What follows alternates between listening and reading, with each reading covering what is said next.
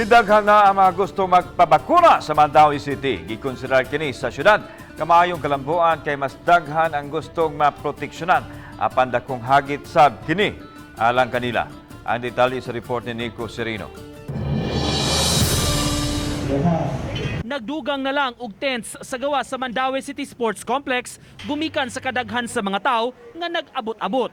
Nabantayan ang pagsugwak sa mga gusto nga magpabakuna, maong hingusgan ang pagpatuman sa mga health protocols. May pipila nga nang hangyo nga mabakunahan apan nabalibaran kay gikinahanglan gyud nga marehistro daan. Karong adlaw, Sinovac ang gipanghatag nga bakuna ug Johnson & Johnson alang sa mga senior citizens. This is a good sign with regards to our education campaign and information campaign nga daghan na gyud ganahan magpabakuna. However, it's also a challenge sa atoa diri sa Vaccine Operation Center ug sa Mandaue City how to maintain social distancing with regards to the influx of our vaccinees. Usa sa nagpabakuna ug malahutayon nga nagpaabot sa iyang turno ang mag 92 years old nga si Lolo Alfonso Vega. Sunod simana ang iyang birthday ug gikonsidera niya nga maayong regalo nga mabakunahan aron maproteksyonan batok sa COVID-19. Gidasig si Lolo sa iyang pamilya nga magpabakuna.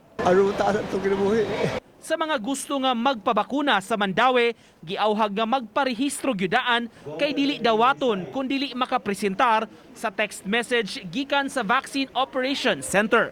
Uban ni Godfrey Relien, Nico Sereno, Balitang Bisdak.